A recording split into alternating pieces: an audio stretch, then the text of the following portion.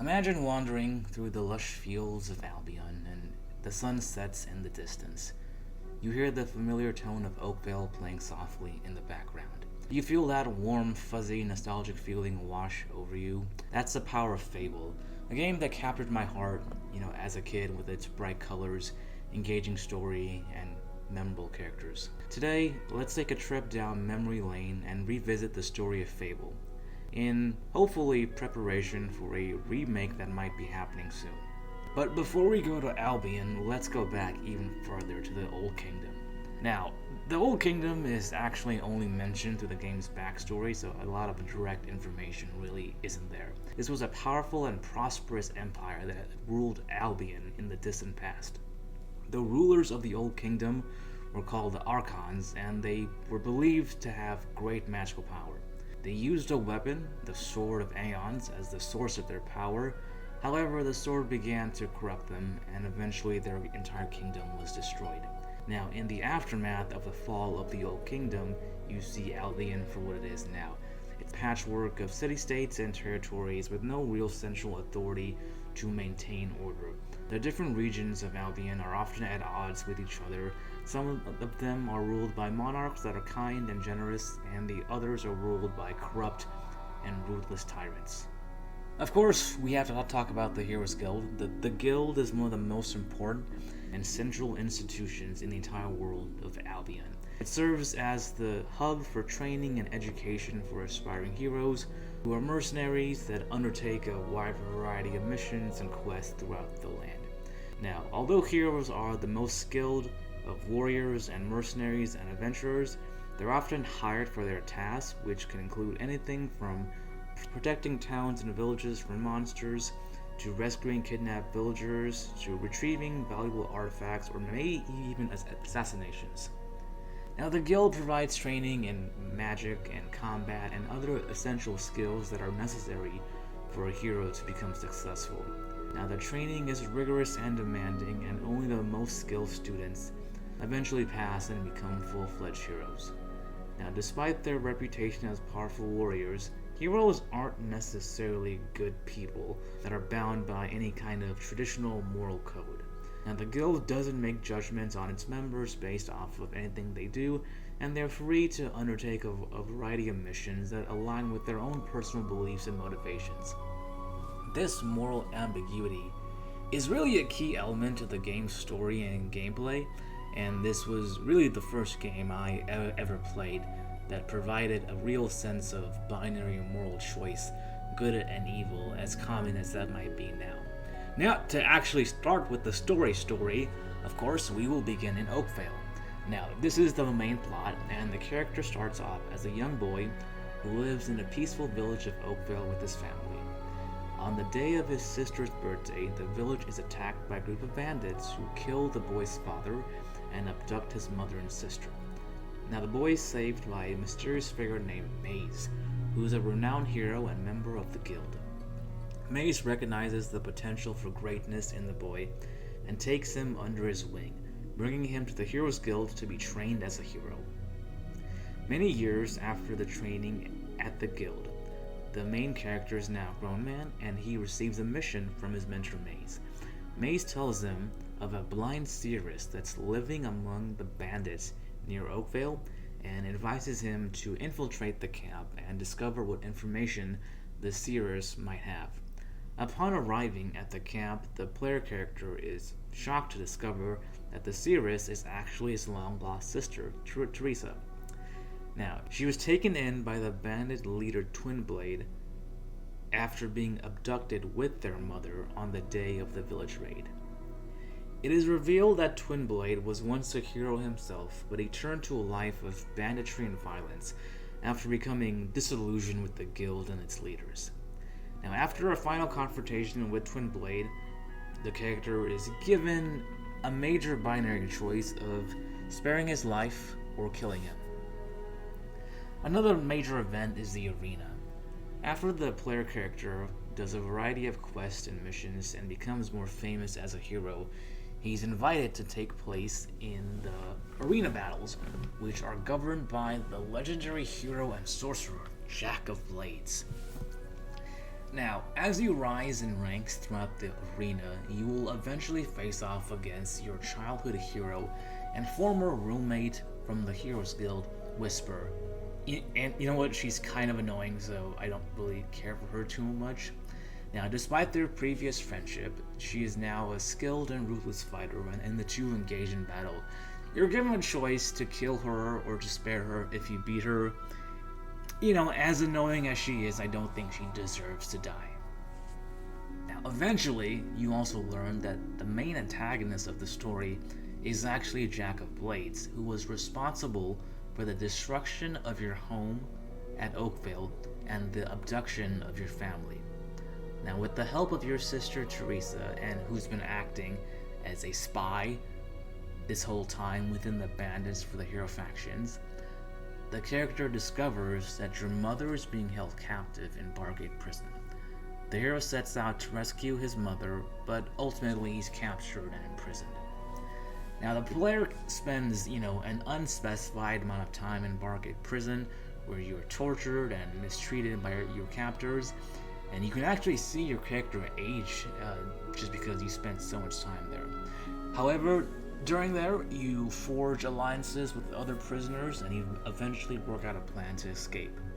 Now, after a dramatic prison break sequence, the character can finally escape and reunite with his mother.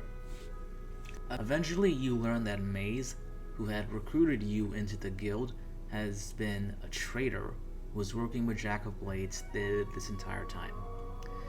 Maze has been manipulating you from the very beginning, using you as a pawn to overthrow the Heroes Guild and to take control of Albion.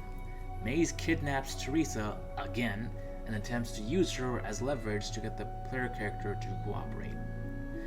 However, if you can confront and defeat Maze, you can reveal his treachery to the entire guild, and the character faces off against Jack of Blades in one final battle.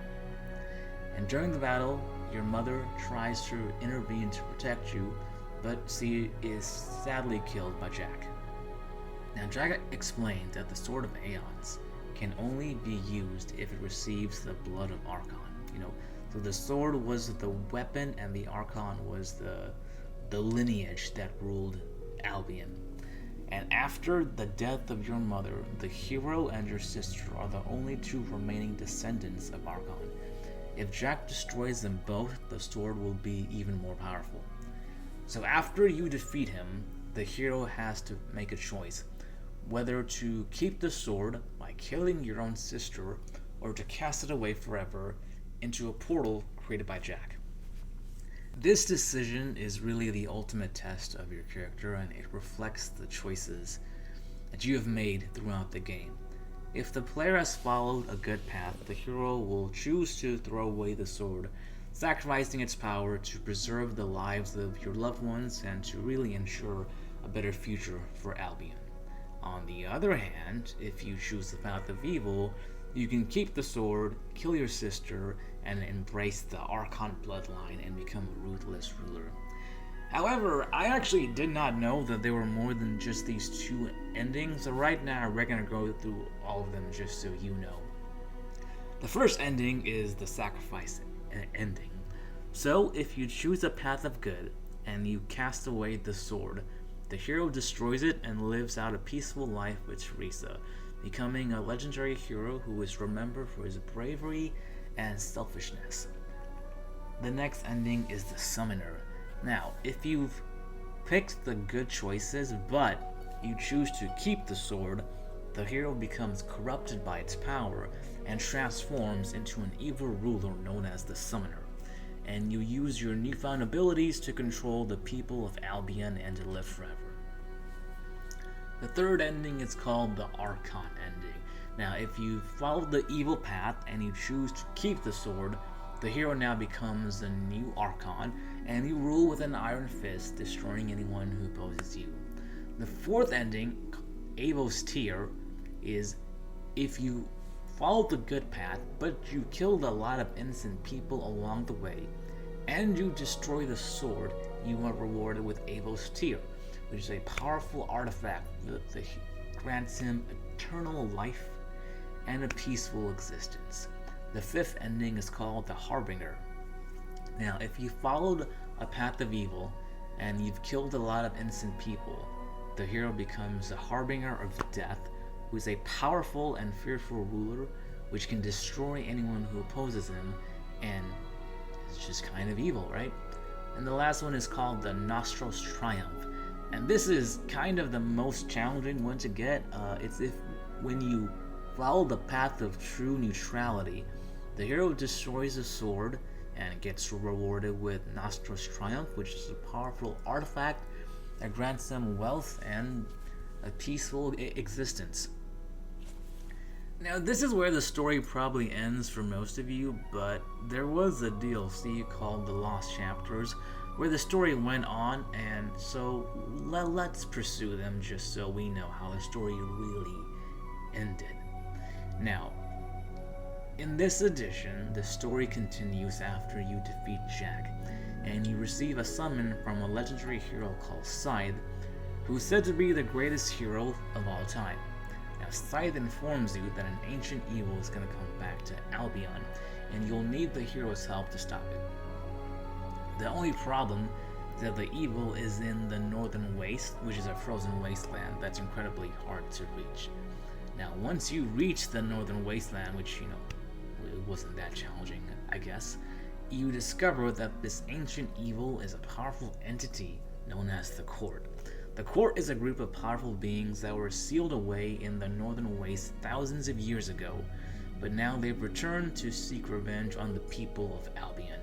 Now, with Scythe's help, the hero can defeat the Court and save Albion again. Remember the ending, Avos Tear? Well, this will come up again. Now, so if you chose to destroy the sword, you actually have a chance to obtain this again. And this sword, Avos Tear, can be found in Necropolis, which is, the most generic evil city name ever made. Now, Avos Tear is a sword of light alignment, which is a contrast to the dark alignment of the Sword of Aeons. It's described as a sword of similar design and equal power to the Sword of Aeons, but with a different enchantment. The sword is named after Avo, a god that represents the light side alignment in this game. And to obtain this, you must complete a series of challenges in the Necropolis, which concludes with a battle with the avatar of Avo. And if you are victorious, you'll be granted the sword, and this sword is actually one of the most powerful in the game and has the ability to heal you after every hit. Now, to no one's surprise, Jack is back. Now, as you do these quests and you figure out the evil, you learn that Jack of Blades has returned from the dead, except now he's a dragon because he has to be a dragon. And after you defeat him again for the second time in his dragon form, the hero can use Jack's mask to trap him in it, his soul in his mask. Now, Scythe tells you that the mask is dangerous and must be destroyed, and here you're faced with your final choice again. And these are the endings to this story. The good ending, the hero destroys Jack's mask, and which ends Jack's threat for good and is celebrated as a hero by the people of Albion. The evil ending is when you put the mask back on, you become possessed by Jack's spirit, and you rule Albion with an iron fist as the new Jack of Blades. The sacrifice ending is when the hero destroys Jack's mask, but also sacrifices themselves in the process to ensure Jack can never come back. The love ending, if you destroy Jack's mask, but you marry Lady Grey, who was a wealthy noble woman and a potential love interest, making her the queen of Albion. And this is my favorite, which is kind of the lame ending, but the chicken chaser ending, where you discard the Sword of Aeons, but you fail to defeat Jack in the Northern Waste, and you retreat to the Heroes Guild, where you live the rest of your days as a chicken farmer, which is a weird way to end this tale. So, as the story of Fable comes to a close, we are left to contemplate the consequences of our choices. The hero's journey shows us that even the most powerful weapons and abilities can be used for good or evil depending on the choices we make. It is to remind us that our actions have consequences and that our decisions shape the world around us. So let us reflect on our own choices and strive to be heroes in our own lives, using our power for good and making the world a better place.